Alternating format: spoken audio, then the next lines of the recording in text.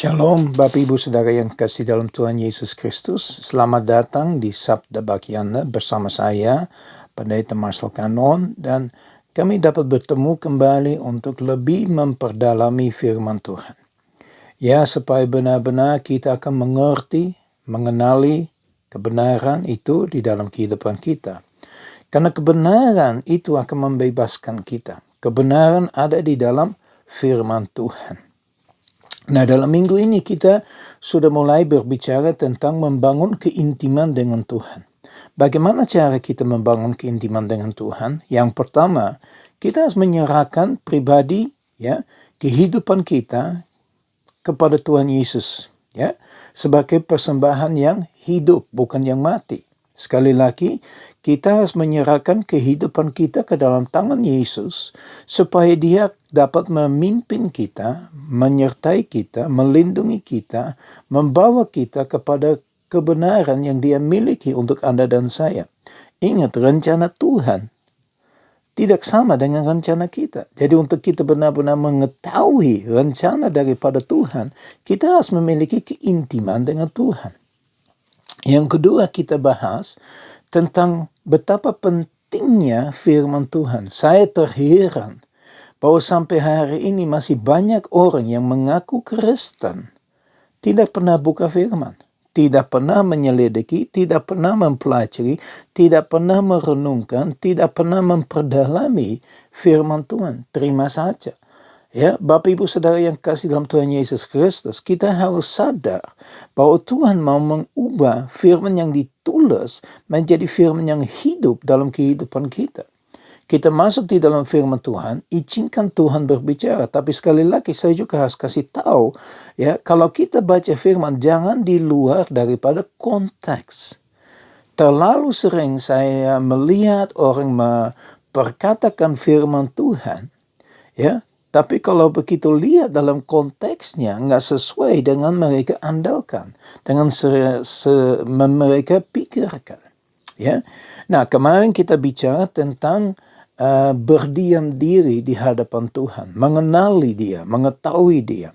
Ingat, semua ini muncul terjadi karena saya membaca Matius 7 ayat 23 yang berkata, "Aku tidak mengenal engkau, hanyalah daripadaku." Nah, untuk Tuhan mengenal kita, kita harus membangun keintiman dengan Dia.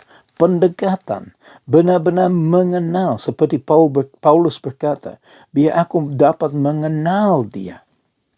Seberapa jauh kita mengenal Tuhan. Ingat, memiliki satu tempat yang diam. Nah, hari ini saya mau baca Lukas pasal yang kelima, ayat yang ke-16. Lukas pasal yang kelima, ayat yang ke-16. Dan di dalam firman Tuhan ini dikatakan begini. Akan tetapi ia mengundurkan diri ke tempat-tempat yang sunyi dan berdoa. Perhatikan dengan baik-baik. Kenapa dia pergi ke tempat yang sunyi? Kemarin kita udah berbicara tentang masuk di dalam satu tempat. Untuk berdiam, tutup pintu daripada kamar supaya Anda dapat berfokus, tidak ada gangguannya dengan apapun juga, Juga kalau bisa, bukan kalau bisa sebetulnya, matikan handphone aja atau jangan bergantung kepada handphonenya. Masa sih nggak bisa terlepas dari handphone untuk sekenap waktu saja? Jadi kita lihat bahwa Yesus itu pergi ke tempat sunyi untuk berdoa. Bukan untuk berdosa. Dia pergi ke tempat sunyi untuk berdoa. Untuk berkomunikasi dengan Bapanya yang di surga. Karena kita harus tahu bahwa Yesus tidak pernah lakukan sesuatu kalau Dia tidak melihat Bapanya lebih dahulu melakukannya. Jadi seberapa jauh Anda dan saya masuk dalam tempat sunyi untuk berdoa. Itu sesuatu yang sangat amat penting. Berdoa adalah komunikasi dua arah. Bukan searah. Bukan datang kepada Tuhan seperti datang kepada Santa Claus. Bawa kertas isinya ini saya mau. Amin, haleluya, selesai. No, tidak. izinkan juga untuk Tuhan berbincang kepada Anda. Ingat, saya sudah bilang bahwa sangat amat penting untuk selalu memiliki firman Tuhan, supaya Tuhan dapat berbicara kepada kita melalui firman-Nya. Karena satu hal yang kita harus sadarkan, Tuhan tidak pernah menyampaikan sesuatu bertolak belakang daripada firman Tuhan. Ya, jadi mari kita lihat satu ayat lagi di dalam Markus pasal yang pertama. Ya, dalam Markus pasal yang pertama ayat yang ke-35. Ya, kita bisa lihat ada cukup banyak firman Tuhan yang membahas tentang apa yang saya sudah bahas kali ini. Ya, baik di Matius, ya, tadi sudah Lukas, sekarang Markus. Markus 1 ayat yang ke-35 berkata begini. Pagi-pagi benar, waktu hari masih gelap, ia bangun dan pergi keluar. Ia pergi ke tempat yang sunyi dan berdoa di sana. Ya, apa yang kita dapat pelajari daripada Tuhan Yesus Kristus? Dia lakukan doa itu bukan siang, sore, malam hari. Ya, bahkan kadang-kadang dia lakukan malam hari tapi semalaman suntuk. Tapi biasanya dia lakukan itu pagi benar. Pada waktunya nggak ada terang, masih gelap dunianya, masih gelap. Ya, jadi pagi, sungguh pagi benar, Yesus itu bangun dan pergi keluar ke tempat yang sunyi. Ya, sekali lagi Bapak Ibu Saudara yang kasih dalam Tuhan Yesus Kristus, perhatikan apa yang Yesus lakukan. Kalau Yesus lakukan, ya, apakah kita dapat lakukan? Sangat dapat lakukan. Bahkan harus dilakukan seperti Yesus. Karena Yesus menjadi teladan bagi kita. Jadi Yesus pergi ke tempat sunyi untuk apa?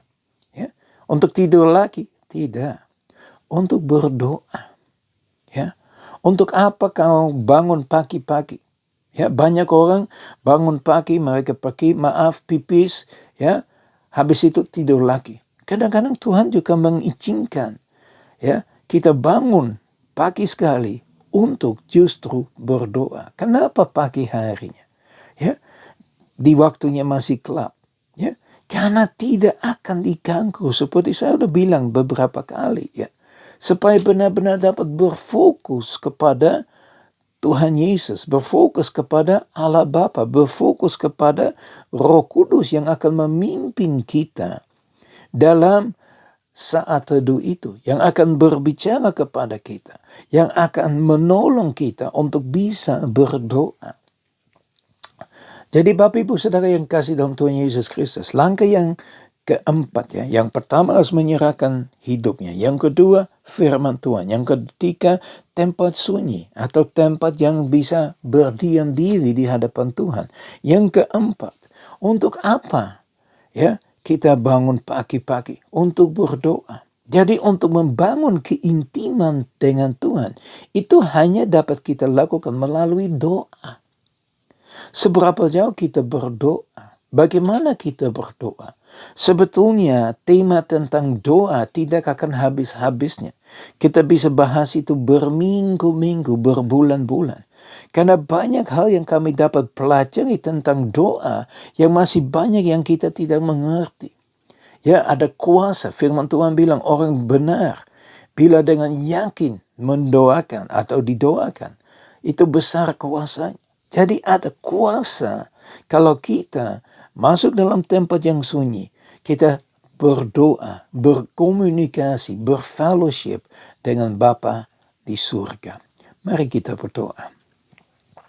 Bapa kami di surga, kami datang di hadapan Engkau Tuhan, kami bersyukur dan muliakan Engkau Tuhan. Terima kasih Bapa bahwa Engkau tetap menunjukkan kepada kami bagaimana kami dapat membangun satu keintiman dengan Engkau.